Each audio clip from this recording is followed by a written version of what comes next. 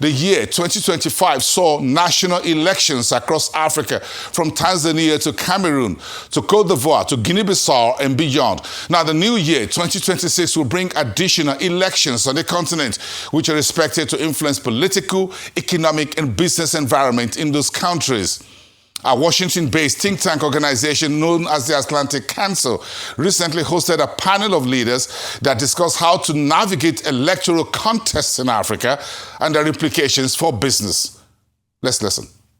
The number of African countries that have had elections, 2024, 19, 2025, 10, 2026, we're expecting another 10, 2027, add Nigeria. If you add all of that together, you've got about 40 countries out of the entire continent that have had elections or will be having elections. And I think that that leads to the main point I want to make, is that most of the businesses we see understand that they're in Africa for the long term. It's a long game for them. They're not going to just jump in and jump out. They're going to want to do things that will secure their positions, make sure that their contracts are respected when they go from one regime to another regime. They're working with local and global associations like CCA, the Chamber, and others to try to get in and make the policy points to the new regimes. But I think that for the most part, we see that they are staying. We have examples of companies that have stayed in countries through difficult times, conflict even. We see in Guinea a U.S. company that actually went in 2019, stayed there through the military regime and invested $1.8 billion in an iron ore project, high-grade iron ore project. So, or you look at Tanzania, where unfortunately there was post-election conflict and violence. But for the most part, companies in infrastructure, energy, mining have stayed in Tanzania. So I think the main point is that African countries are going to continue to go through election cycles. They're going to continue to take account of what's happening with major partners like the U.S., and they're going to try to do things to secure their investments, safeguard their personnel and physical equipment in countries. But they're not just going to run. And I think that's the good thing. I think for companies going in, I'll just end here, for companies going in, it's a little different because they are not yet fully invested in those countries. And so I think they're going to look around the region. If they're going to West Africa or East Africa, they're going to look around the region. They're going to see where's really the most secure place to go. They're going to diversify their investments and spread the risk and mitigate that risk.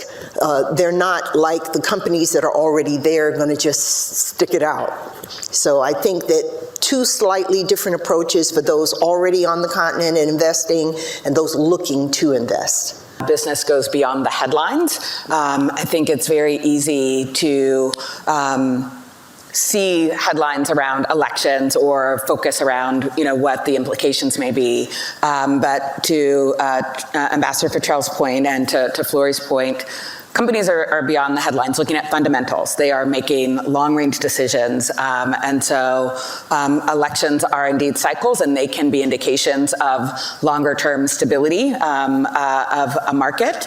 But companies who are particularly already invested are really thinking about how they continue to advance their long-term vision, to partner with countries who are going to maintain that stability. There's going to be predictability in the regulatory environment and mix where they're operating. And so I think they're less swayed, if you will, and bring up pragmatism, as to use the ambassador's word, to really take long-range decisions that are based on the principles that all companies invest in, which is, are these investments economically viable over time? Is there a reasonable expectation of a return on investment in this environment?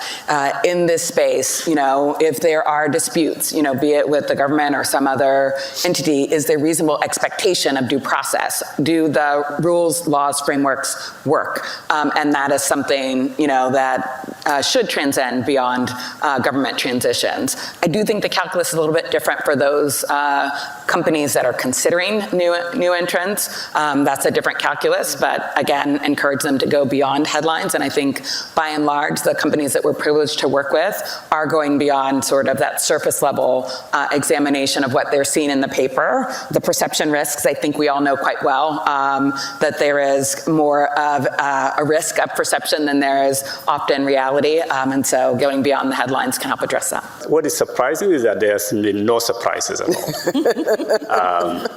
Because usually elections are associated with all kinds of volatility.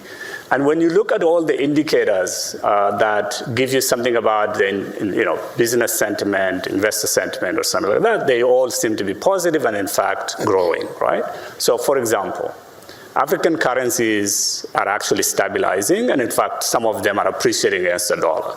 Now, part of that is just because globally the dollar has weakened against major currencies, and so that may be part of that reason. But in fact, it's a little bit more than that, because what we see is that the indices, for example, the Morgan Stanley, composite index that shows you something about the frontier markets or something like that, has grown about 28% in Africa last year, right? So that's an indication that there's a little bit more appetite for risk-taking among investors, and African frontier markets are considered some of the riskiest. So the fact that it's growing at 28% during an election year in 2025 is an indication that in fact there's something going on. Secondly, the financial markets that have frozen completely for African countries have actually begun to open up, right?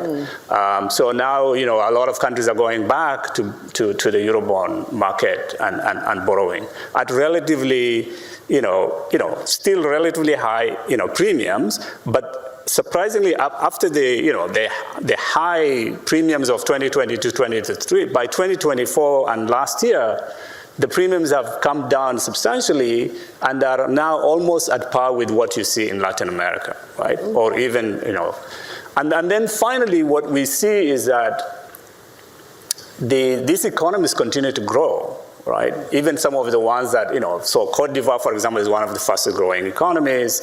For the first time, we are projecting using our global economic prospects was released just a week ago. And what we show there is that for the first time, sub-Saharan African countries are going to be growing at a rate equal to Southeast Asia, right? About 4.3%, and next year about 4.5%. And some of the fastest growing countries are the ones that have just had elections that you mentioned. Tanzania will be about 6%, Cote d'Ivoire is around 6%, and so on and so on.